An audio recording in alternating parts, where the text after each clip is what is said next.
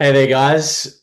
So, my intention for doing this with you today is to give you some real tangible tools that you can take into your personal training business to immediately get positive results, to immediately break through some of the habits that are holding you back from being an excellent coach, and to be able to identify habits that are holding your clients back as well to charge more and consider yourself as worth more in this industry, and also to ground into a real sense of who you are through your breath and through meditation.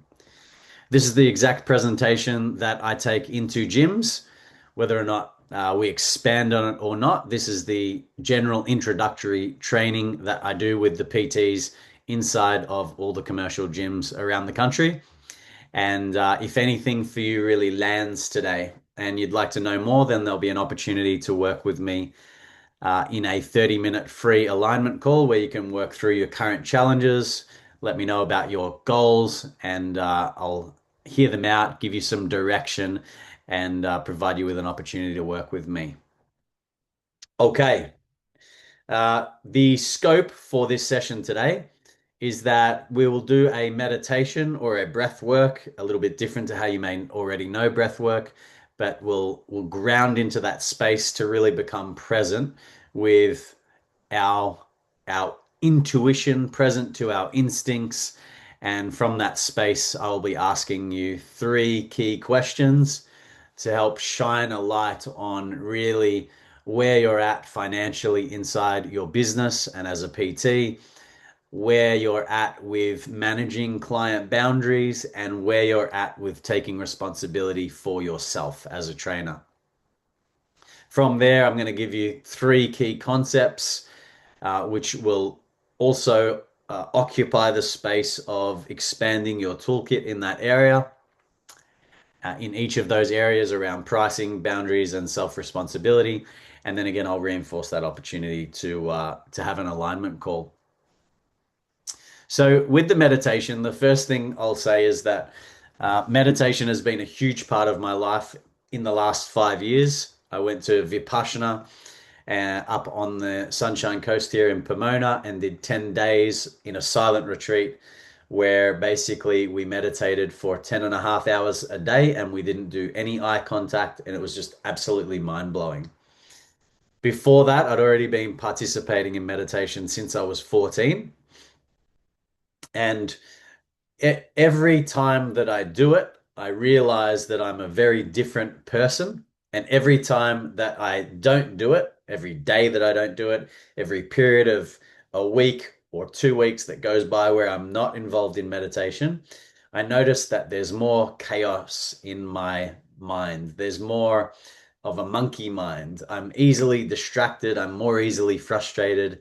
I have less clarity around what I'm trying to do, what I'm trying to achieve, and what's important in any given moment. So we're going to use meditation, and the type of meditation we're going to use is a very clear focus on this area around the nose, the air going in the nostrils, the air coming out of the nostrils, and then any sensations you have around the upper lip or the nostrils or that area. Perhaps some breeze coming across your face, perhaps the breeze of the nostrils, or any tingling sensations or the like. Now, that is the work. And when I referenced breath work before, that is the work. The work is the mental work, the mental effort to continually and disciplinedly direct your attention to the breath. Now, it is not a control breath. It is not trying to bring air in or force air out. And it's not controlling our breath like box breathing, where we hold our breath or we draw it into a particular count. It's actually the opposite of that. In a lot of ways, we're trying to remove the control and just observe ourselves. And this discipline of coming from a space of observation for 2 minutes or 3 minutes here will also help us to come from a space of observation when I ask our reflective questions, because it's going to help us to observe our nature, our clients' nature, our finances and pricing around personal training so that we can get the truth and the most useful reality or feedback to work from in today's teachings. So we'll start now by just becoming tall in our posture, nice and long through the spine. Perhaps you have your hands on your thighs. You're sitting in a seat with your feet either flat on the floor or your legs just comfortable and relaxed. And maybe even just slightly leaning forwards just to lean the center of mass into a position where it requires the least amount of effort. From there, what we want to do is we want to just soften through the face, soften through the jaw, soften the tongue, maybe let the tongue just fall onto the roof of the mouth. Want to relax the shoulders, relax the belly, and just let go of any unnecessary tension. And from there, we just want to bring our awareness to this space that I talked about earlier around the nostrils and notice the most subtle sensations possible and try to remove any effort to breathe and just allow our breathing function to happen the way that it happens without any control or effort. The way that it happens when we're sleeping, we continue to breathe without controlling it, without holding it, without forcing it. And we're just going to be here for 2 minutes to ground ourselves into this process.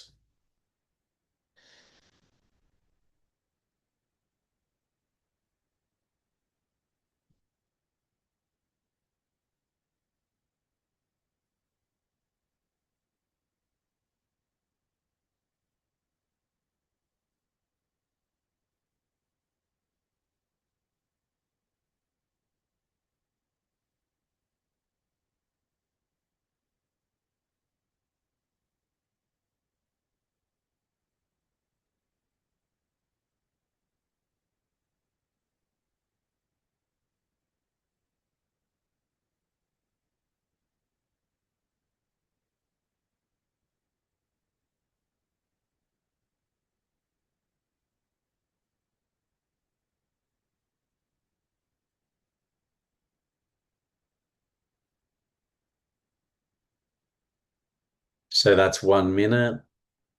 If you've got any thoughts or irritations or aggravations, just try to bring our busy minds back to the task. You may notice some extra tension in your body, some extra heat, some changes. That's okay. Just bring your awareness back to the air coming in and the air going out.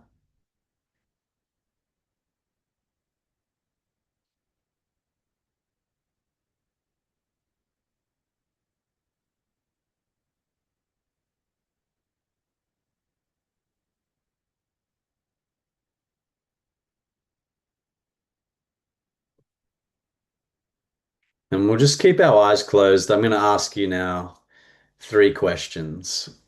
And the 3 questions are really going to shape what we do today.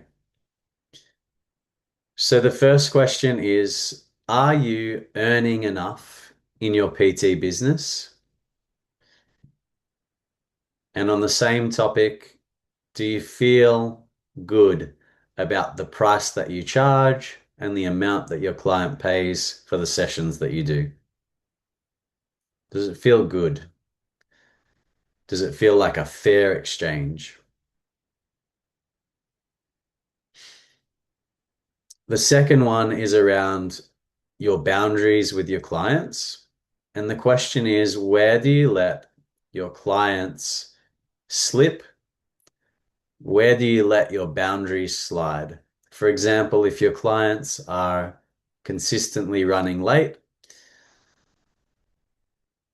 and you've booked them from 8 till 9 a.m., for example, they arrive at 8:05. Do you stop the session at 9 when they're consistently late, or do you run it through till 9:05?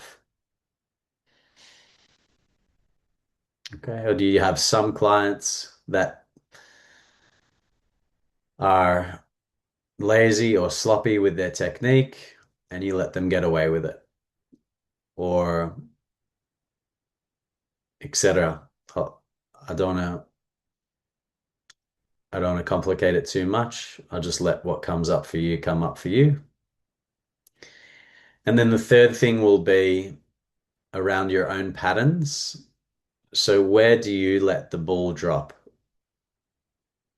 with the decisions that you make, with the boundaries that you let collapse, with the responsibility that you don't take, whether it's running late, whether it's not increasing your prices, whether it's not holding boundaries with your clients, whether it's not planning for sessions, whether it's not planning for your future, whether it's not putting money aside for taxes. Where are you not taking responsibility of yourself? Is it not being an example of excellence in this industry? Is it not being an example of what it is to be healthy, fit, or strong? And just allow what comes up to come up and keep it in mind for today's session. So, the first thing I'd like to really address and bring our attention to is a pricing measure as 5 pillars. And the 5 pillars are, I'll go through them one by one. But the first pillar is around how much you need to make to live a good life. And what I mean by a good life is basically to sustain you in a really just good way. So that might mean to pay your rent or to pay your mortgage. This might be to have enough food on the table, to be able to go out with your friends or your partner and enjoy a dinner out, to be able to have some holidays, put petrol in your car, go where you know need to go, and do what you need to do. This is about security. This is about enjoyment. How much money do you need in a year? And if you don't know what that number is really important to work out and worth working out. But let's just say it's $150,000. Then what we want to do with that number is we actually want to divide it by the amount of weeks that you're wanting to work. So if it's 48 weeks, you want 4 weeks of holidays, then we'll divide it by 48 weeks. If it's 44 weeks, you want 10 weeks of holidays, 6 weeks in Europe, 2 weeks here, 2 weeks there, whatever. Then we work it out off that number. Today we're going to work it out off 50 weeks, which is 2 weeks holiday because it makes an even and easy reference point for us to do mathematics. So 150,000 divided by 50 weeks means you need to make $3,000 per week. It's just really good to know how much you need to make per week. And then with that, we want to know how many sessions can you reasonably coach in a week. Okay, if you can reasonably coach 30 sessions in a week, then you're going to charge $100 per hour for 30 sessions a week, and that's going to sustain you for a good life, 50 weeks a year. Okay, the second idea around this, so your bare minimum price is $100. The second idea is if you're going to have a bit more cushy life, a bit more cushion, then you might increase that range to, let's say, $120. Okay, and the way that you might do that is you might just say that $170,000 is more cushy. We divide that by 50 weeks, and we work out that that equals whatever it is, 3,200, and then you need to increase your price by 15 to $20. So we do the maths around that. And then we get this range, $100 to $120. And that's part one of the equation. Part two of the equation is to have a comparison to a similar style of trainer. So you might have someone else in the gym who has a similar style of training to you. Perhaps they also have a similar level of experience, and they might be charging $120 where you're charging $100. So then you have another reference point for $120. Okay. The third thing is you want to have a look at your certifications, your personal development, your experience and skill set. Are there people in the industry that have a similar level of skill set to you, and how much do they earn? Basically, what we're trying to do here is we're trying to build our worth through different pillars or different questions or considerations. Okay, so there might be someone else in the industry that's done their level 3 and 4 personal training course. They've done their level 1 and 2 weightlifting course. They've done their level 1 and 2 CrossFit course. Maybe they've done a nutrition course with PN Nutrition level 1, maybe level 2, who knows? And they're actually charging $150 an hour, right? So you get to know them and what they charge, and you realize that you're selling yourself short. Now your range is between $100 and $150, and you start to value your service and what you can offer at a higher price. The fourth consideration that we have is your unique character difference. Now, this is two things. This is a feedback mechanism from your clients. That's where they say, the great thing about you is that you listen like no one I've ever had before. You really listen to me. You allow me to get my feelings, my thoughts, my questions about the training.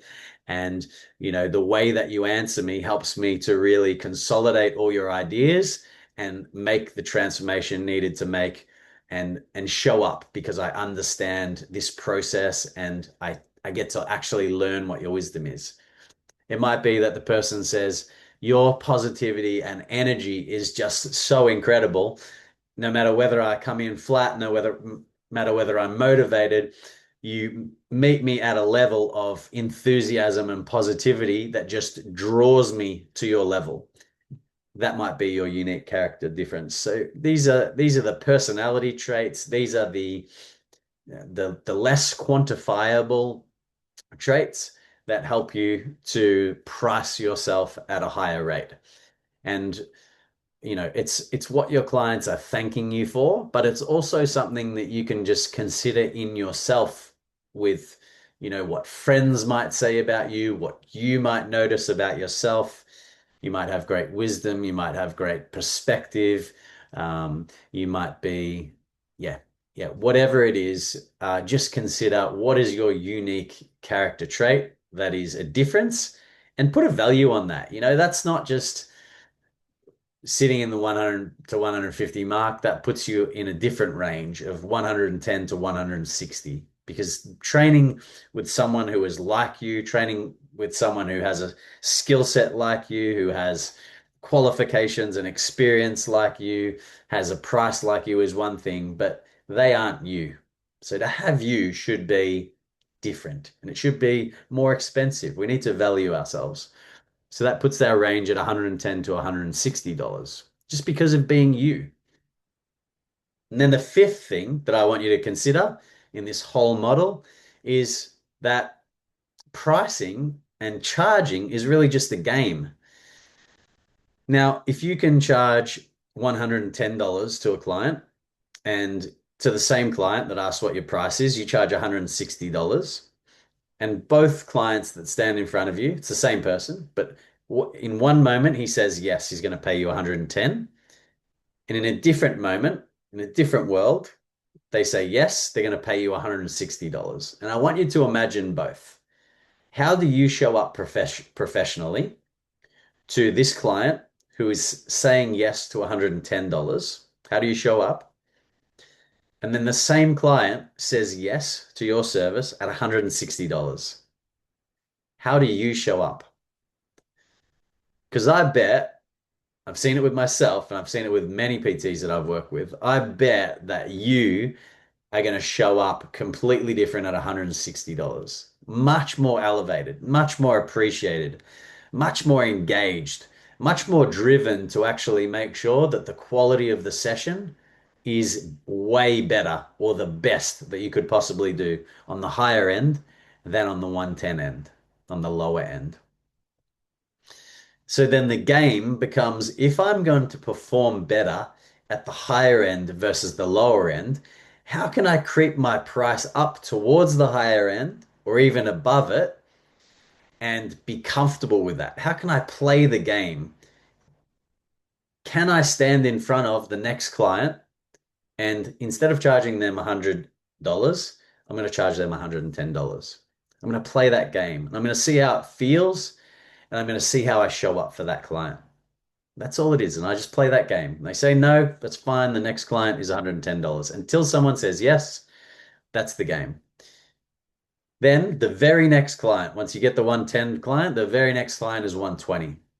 The very next client is 130. The very next client is 140. Until you hit this wall of discomfort and uncertainty, and like you're struggling to actually communicate to the person in front of you that you're worth $150.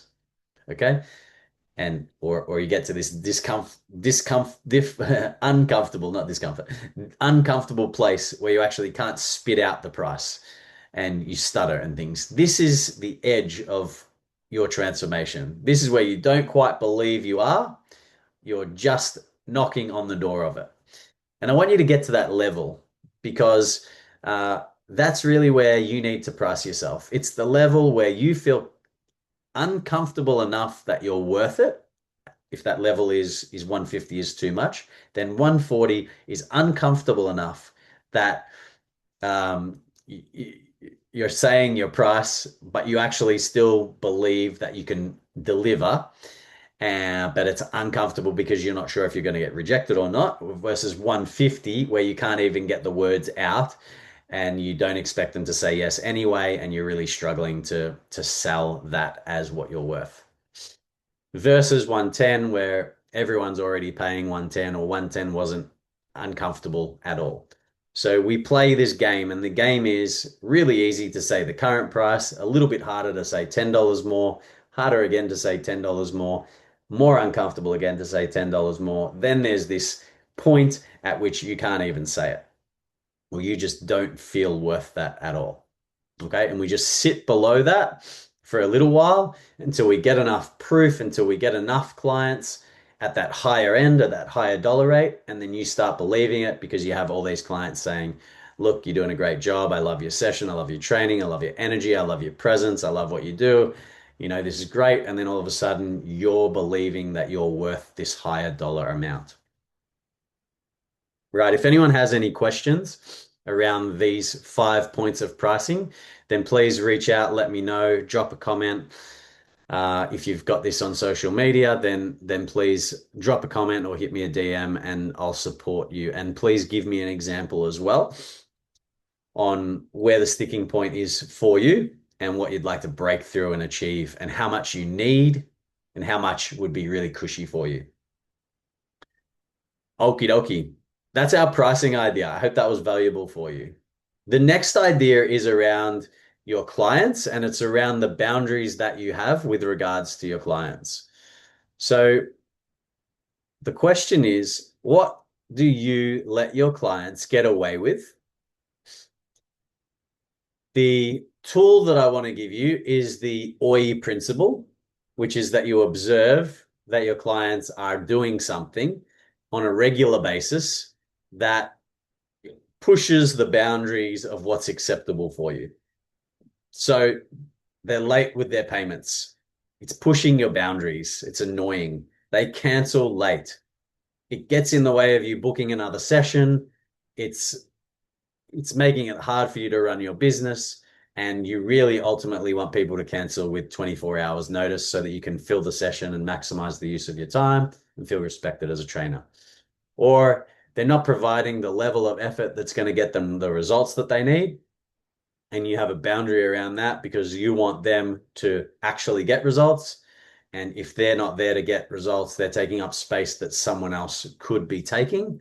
And that's really why you are the professional that you are. So whatever it is, what are the boundaries that you let slide? And we're going to use this OI framework to help you navigate speaking to the pattern and then inviting them to transform this behavior.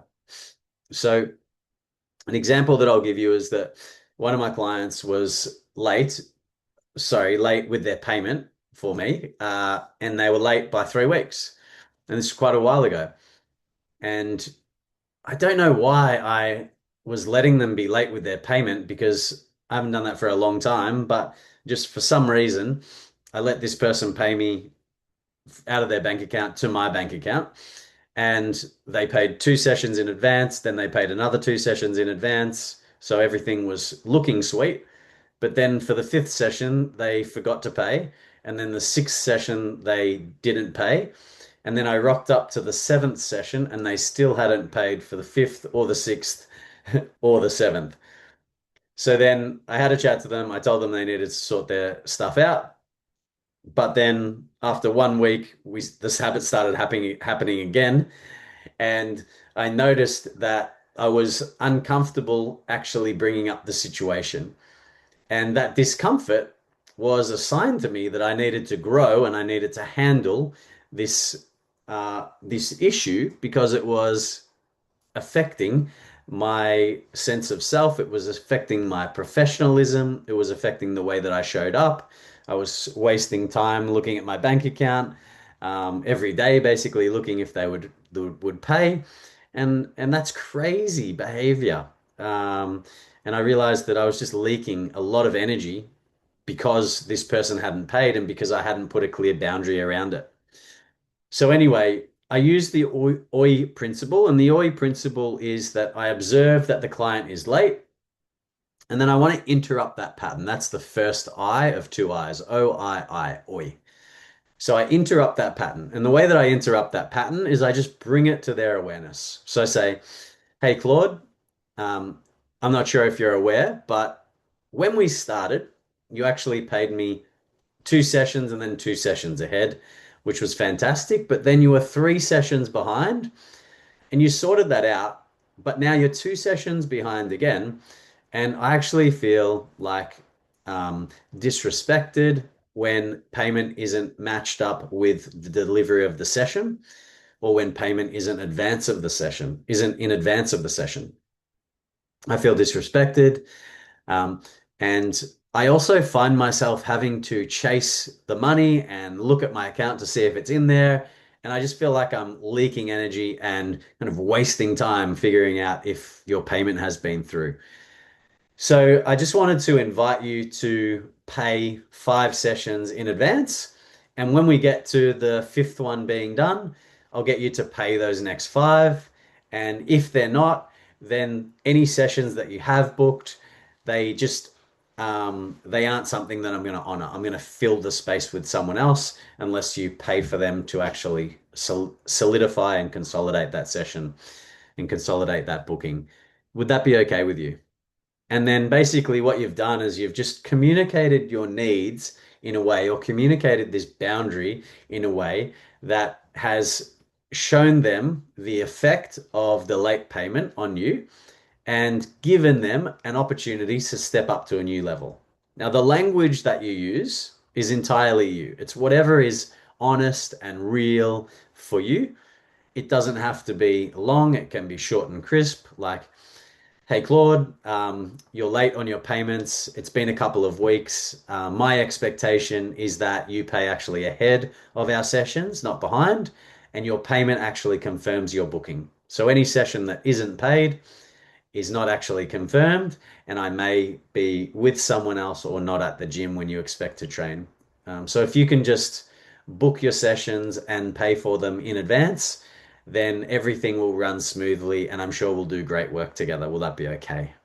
Okay, so that would be another different language that you can use for the exact same scenario. So this is the OI principle, and I find that it really helps people to PTs to just observe actually what is frustrating them, what is annoying them, what is this, because all of these boundaries that we let collapse actually tend to show up as triggers on our emotions, frustrations, annoyances. We might gossip about how a trainer is, like how a client is behaving, or they're showing up late, they're moving poorly, they don't care, they don't respect me. When I notice that I'm feeling these feelings, this is the time when I need to observe myself. So this is one of the perfect times to just sit and use this meditation tool and recognize first, to bring your focus on your breath and center yourself, and then ask yourself the question, why am I really frustrated here about this client? Or where am I collapsing my boundary for Claude? And where do I need to step into responsibility? And then you can use this OI principle to work through this challenge. Wonderful, wonderful. I hope that makes sense. Again, if you have something that you'd like to share, then please share with me in person or in the comments. You can hit me on Instagram. My handle is at Tristan Enright. Or you can get me on many different ways, and I'll invite you to a Calendly opportunity to spend 30 minutes with me on an alignment call to share your challenges, your problems, your goals, and for me to help you work through them and create an opportunity for you to actually move out of scarcity and move into responsibility and create the business that you're looking to create for yourself. So then the third thing is about personal responsibility. And when we're talking about personal responsibility, what I'm actually referring to here is owning your own patterns. And what I mean by owning your own patterns is, where are you accepting mediocrity? Because where you accept mediocrity is the ceiling that you have for your clients. So if in your training, you're okay with yourself training half-assed, 60% effort, minimal focus, distracted, chaotic, thoughts here, bit of energy there, bit of energy on your phone, really not paying too much attention to how well you're moving, really not having much effort or consideration for what you're trying to achieve. I'd call that half-assed. And the level that you're bringing to your training, that mediocrity, that's the ceiling and expectation you have for your clients. Whereas someone who has been training really, really disciplined, really dedicated, really chasing their goals, if that's you, then you know what it's like to actually live and behave in a way that's driving towards your goals. And when someone says, I want to get this goal, you hold them to this excellent standard. That's your ceiling. Now, if you're lazy with the way that you prepare for your client sessions, if you're showing up late, if you're not putting time and effort into continual education, if you don't have a mentor, then the things, these things, these qualities, these characteristics, these standards that you don't have for yourself are standards that those clients are going to feel standing in front of you. Like, they might have a coach for accountability, but the coach that they've chosen in you doesn't actually give them that level of accountability, that feeling. And then they'll leave you because they're looking for accountability. They're looking for coaching. They're looking for excellence. They're looking for someone that's prepared. They're looking for someone that's on time. They're looking for someone that continually educates them to be better. And they might sign up with you because you say all the right things, but as soon as they start to learn who you are as a being and that you have habits and patterns of behavior that are pretty loose and pretty sloppy and pretty average, they're going to probably just tell you that, look, they can't afford it anymore, or, this isn't really working out for me, or I don't have time, or they're going to make up a reason why they can't train with you. And then they're going to go to the next trainer who they think is more committed, more prepared, more disciplined, and a better example of excellence. So the question is to where are you accepting mediocrity for yourself?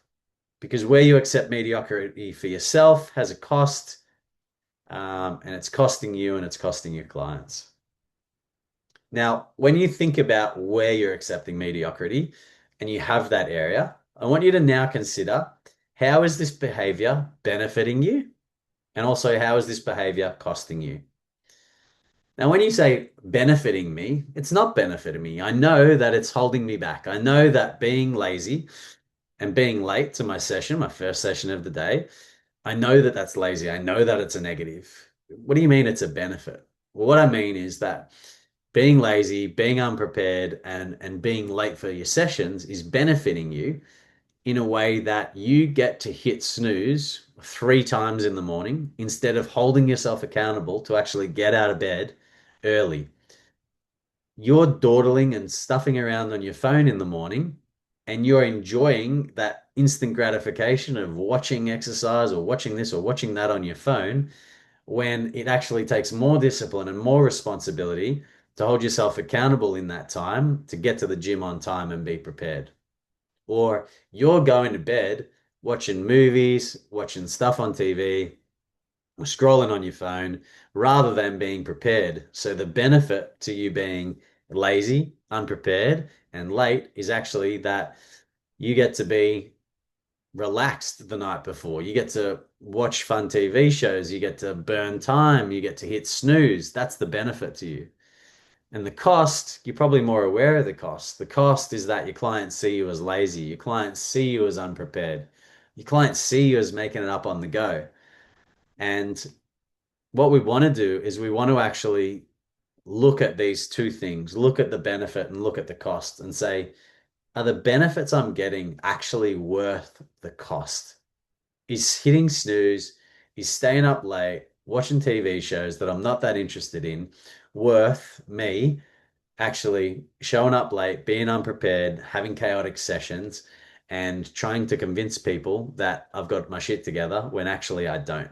Would I be better off actually flipping this, taking responsibility of what's truly important to me, build a business that's going to sustain me, build a business that's going to sustain a great lifestyle, a cushy lifestyle, and actually start making those changes now?